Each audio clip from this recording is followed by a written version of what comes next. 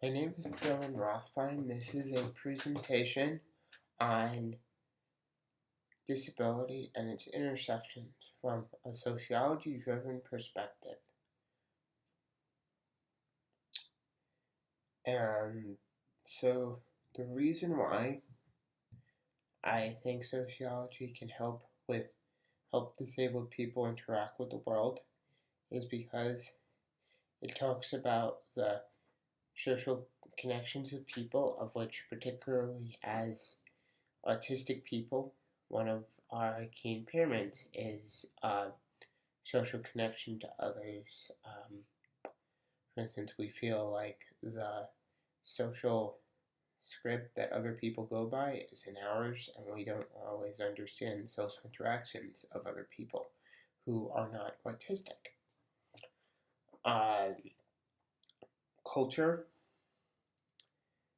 As disabled people, we are very much, I think, we feel very disconnected from the culture around us, and we're not always integrated in the community. Um, the reality is, um, we also should understand society, and sociology can help with that because we don't always fit into what society may expect from us, and so it'll help us interact with the world that we exist in. Community. By understanding and studying the social connections of other people, we can further build community and foster connection with one another. Because in some ways we are more alike than we are different.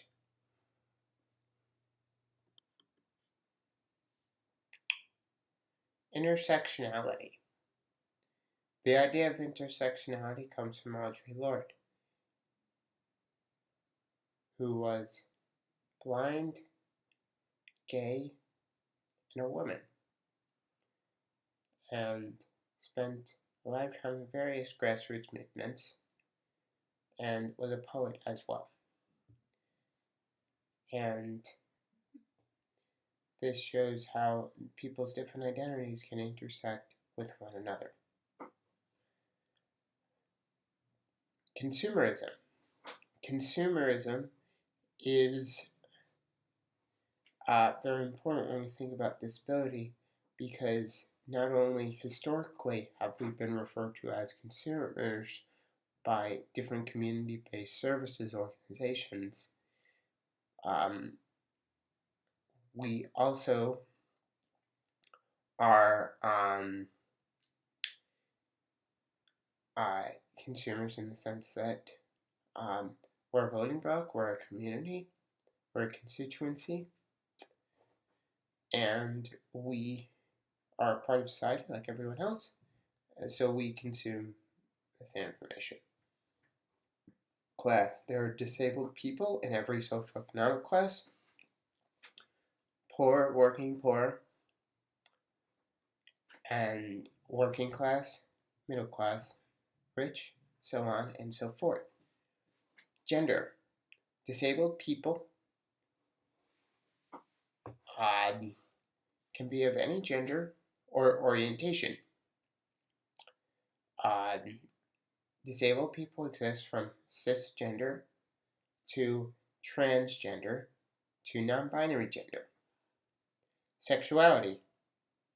The sexuality of disabled people can go from asexual to pansexual and anywhere in between.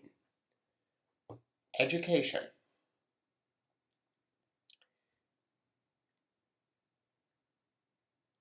Disabled people also vary in education. Some people have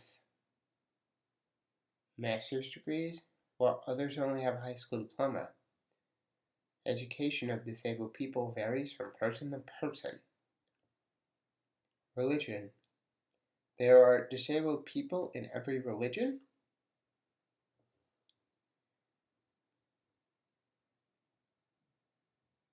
disabled people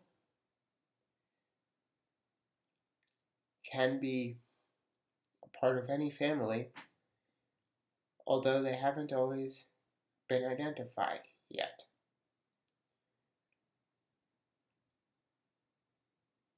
There are disabled people in every living environment, such as in an urban setting as well as in a rural setting. Globalization. The rate of globalization has progressed us into the future and so on and so forth, and as we advance as a society, it presents new opportunities for disabled people. Consumerism is an issue as well. Disabled people are considered to be one of the largest constituencies in the United States because anybody can be disabled or acquire disability anywhere in their lives. So in turn, that gives us bargaining power, and we are a voting bloc, which has to be recognized. Pandering. A lot of times, we are used as a wedge issue. And this has been used to tokenize us and demean us and use us just for political gain because we are seen as a wedge issue. Universal design. Universal design is an issue because we create bargaining power that gives us power. For instance, in the autistic community, weighted blankets have been very helpful to some autistic people. And so, in neurotypical society, they are now being used to help non-disabled people. Hence, weighted blankets are universally designed for all people regardless of their impairments, some might argue.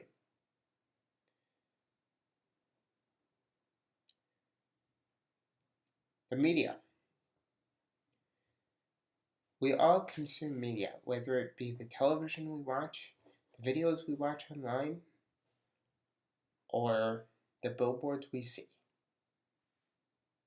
For this reason, oftentimes, disabled people in the media and other minorities oftentimes feel that they are oftentimes were tokenized, either shown as pity, praise, martyr, otherwise called inspiration porn, and we see this in the character arcs in various shows and various movies. Erasure. Oftentimes, when we don't see ourselves and we live, and our media presents able-bodied, cisgender, heteroromantic, and heterosexual relationships, we don't see ourselves, hence we feel bad about the ways we identify and the way our brains work. Therefore, we feel that we're unrecognized, and it makes us feel bad about our own identities. Light it up blue. The media has been used for exploitation. For instance, Light It Up Blue. Autism Speaks, which as far as I'm concerned is a eugenics organization, is used oftentimes. They have this campaign every April called Light It Up Blue, where they try to use media and marketing to back up their agenda of curing autistic people and using us as tokens just to create just to fill their pockets, and that's an issue as well. Pinkwashing. every June is considered to be Pride Month. And so, oftentimes, a lot of businesses feel that they can cash in on the pride of queer people by doing, by having all this pride gear. Now, some have argued that when we see all these pride flags on various businesses, it's considered to be an empty gesture. Hence, they're just washing it with rainbow colors, their various merchandise, just to get our money, not because they care about our equality. One of the most important activist actions of consumerism is the idea of a boycott. It's been used in both negative and positives. So, for instance, a positive boycott that is helpful is if we consider the bus boycotts of the civil rights movement as a means of unilaterally creating a sense of refusal to partake in a certain market, hence the product will have to go down. And in turn provide power to whatever constituency is handling that difference and not partaking in a certain product. Hence, the marketability of that product goes down, making the minority gives them power and praise because the idea continues of using it as a bargaining chip to promote and use as a step towards equality. Social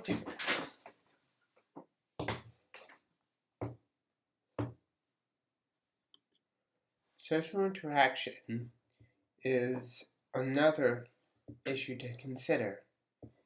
The most obvious issue when it comes to disabled people and neurotypical people, able-bodied people, is social interaction. Particularly, we know that among autistic culture, within autistic culture, autistic people communicate in a different way.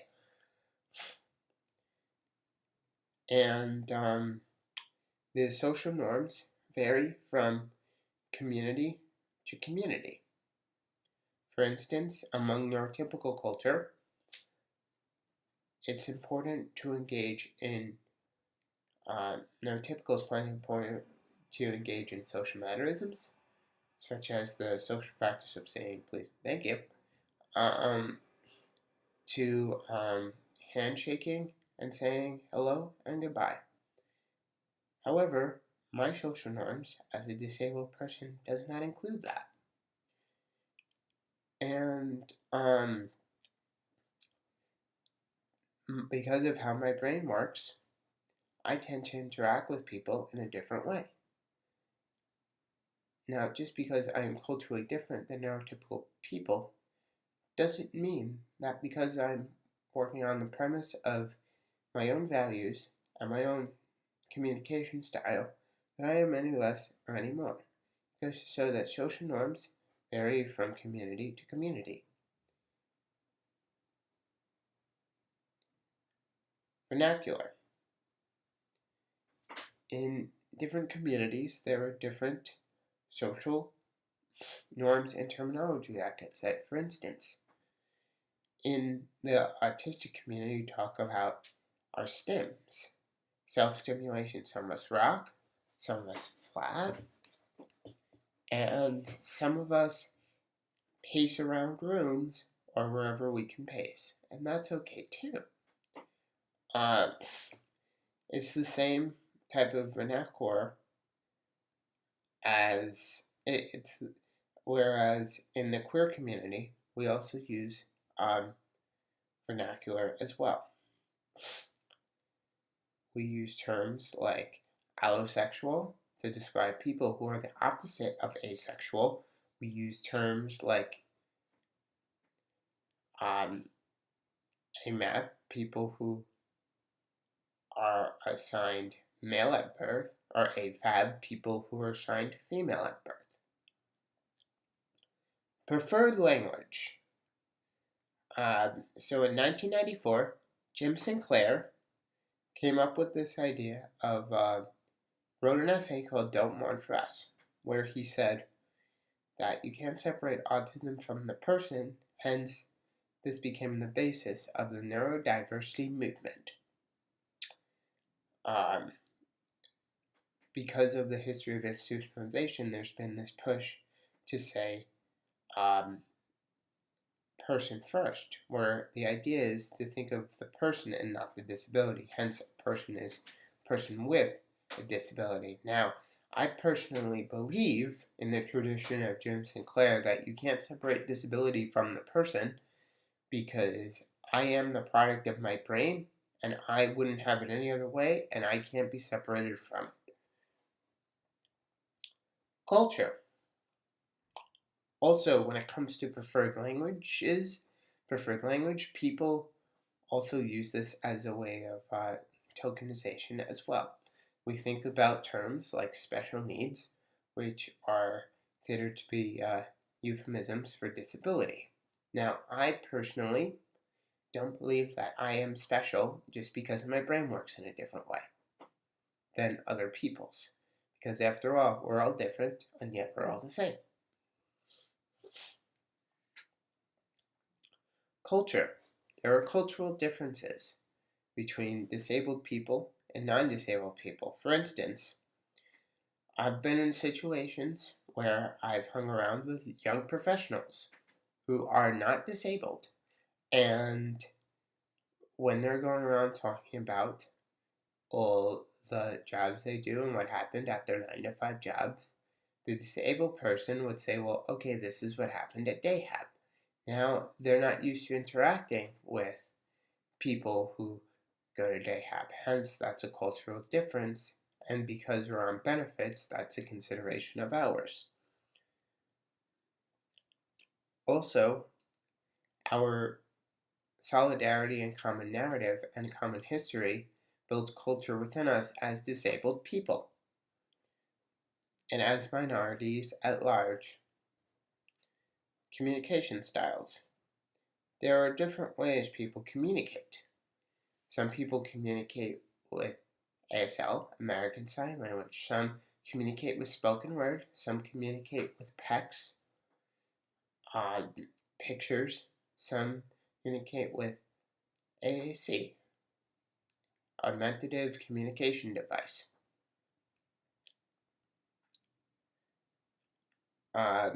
Accommodation. Because of the Americans with Disabilities Act, we can talk about, we are now entitled to, as disabled people, to reasonable accommodations. One of the accommodations is, when it comes to communication, is the right to an interpreter and the right to use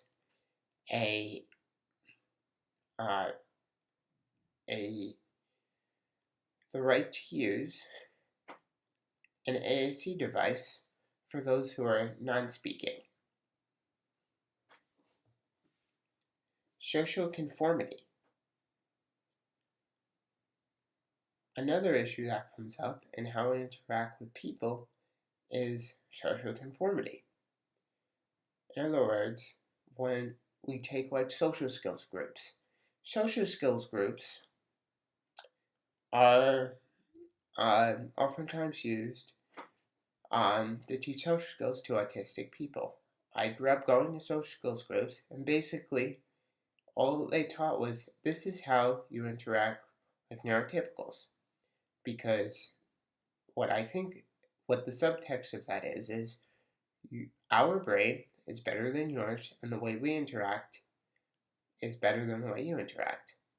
Hence, they are pushing their cultural norms on us as autistic people who live within the context of a different culture.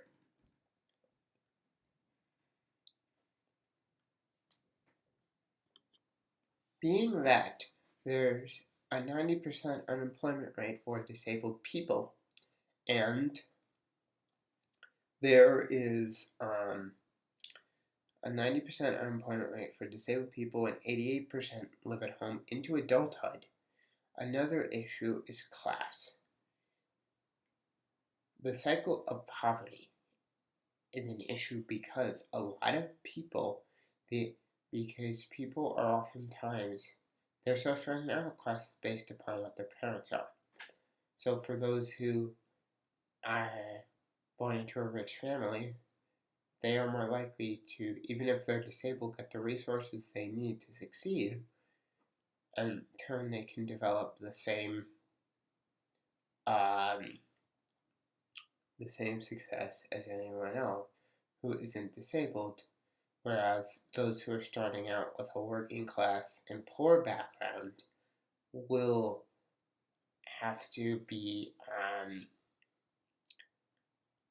a working class and poor background have to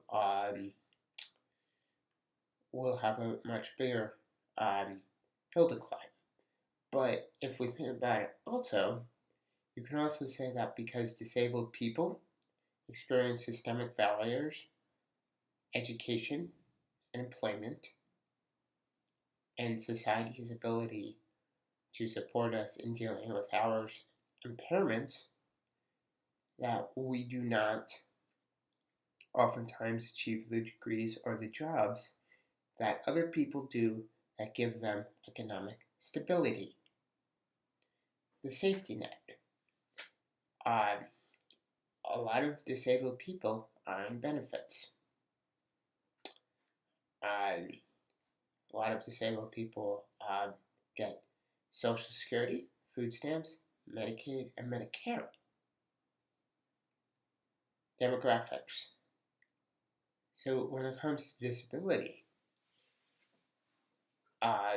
oftentimes that they'll be put into categories with people who they wouldn't be in a category with. For instance, when I first started college, I was in a program called CUNY Start, where because of my impairments, I didn't pass the placement test. In effect, I was placed with people from the projects, even though I have an obsession with politics and history, and I consider myself to be a very educated person who's very well rounded in history, politics, philosophy, the arts, as well as Judaic studies.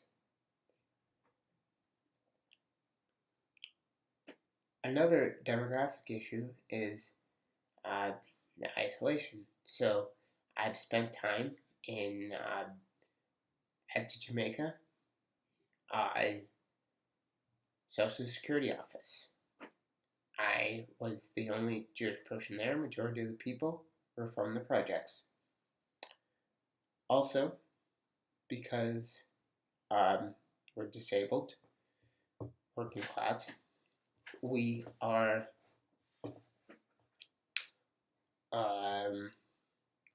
oftentimes seen as petty. People sometimes feel that they can throw money at us as disabled people.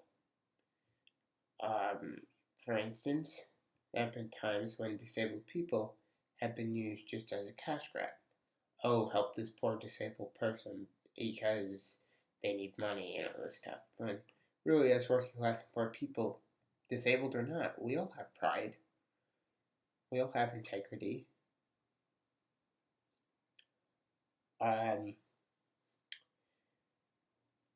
For disabled people who have rich backgrounds, they're more likely to be in private programs. So these programs, oftentimes for disabled adults, are considered to be things for rich people that, or the parents will just buy their kid an apartment and then they can live off the parents for the rest of their lives in that apartment. Hence, the person will be on their own. Public programs for the working class and poor. Oftentimes, you end up with the state and the bureaucracy, So, for instance, I'm at the Department of Developmental Disabilities, but this has a slightly different demographic than private programs do.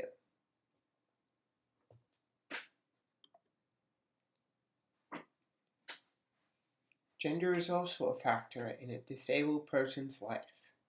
Disabled people may identify as anywhere between cisgender, identify with the sex of which they were assigned at birth, to transgender, identify as a different gender of which they were assigned at birth.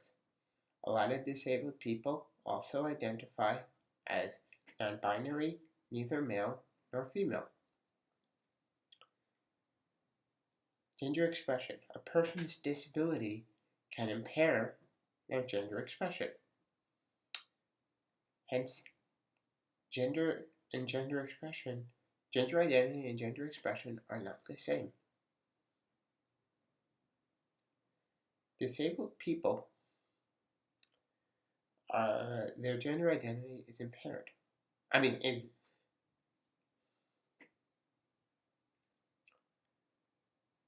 Disability can impair a disabled person's gender expression.